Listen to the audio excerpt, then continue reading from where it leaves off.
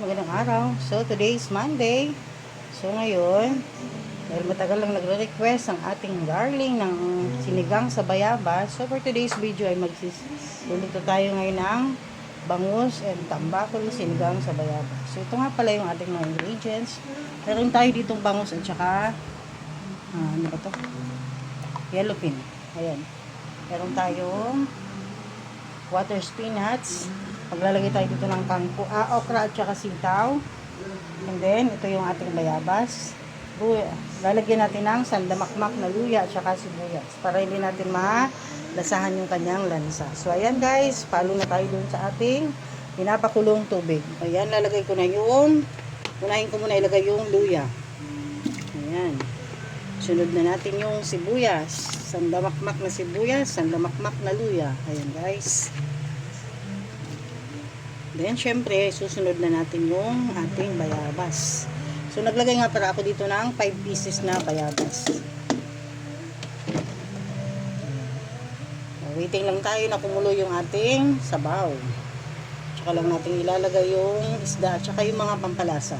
Tsaka yung mga ilalagay nating gulay. So, ayan guys. Kumukulo na yung ating sabaw. So, maglalagay naman tayo ngayon ng mga pampalasa. Na natin nilagay yung magic sarap. Maglagay tayo ng asin.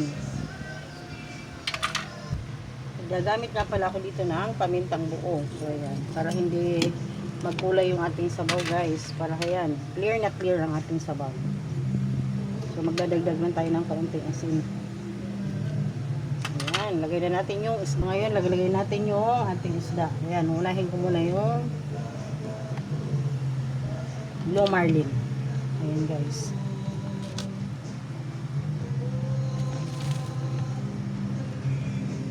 Kulong-kulo na ang ating sabaw.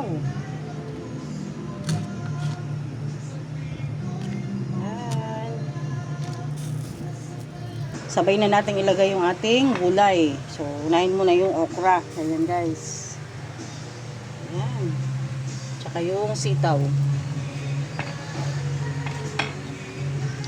So, nilagay ko na nga rin pala yung siling haba. So, ayan. Mix lang natin.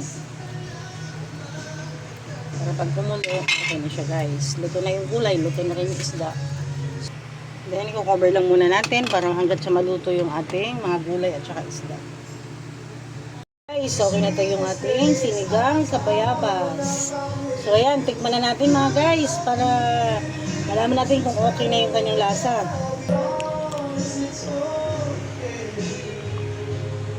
Ilagay na nga natin yung ating water spinach. So, okay na itong ating sinigang sa bayabas. So, ayan, tikman naman natin ngayon at lang ma-adjust natin kung ano pa yung mga kulang. Guys, okay na yung ating bangus con bayabas. Ayan, abang-abang na lang tayo mamaya guys. Pagkainan, tsak na naman taubang kating kaldero. Salamat sa panonood. Until next video, bye-bye!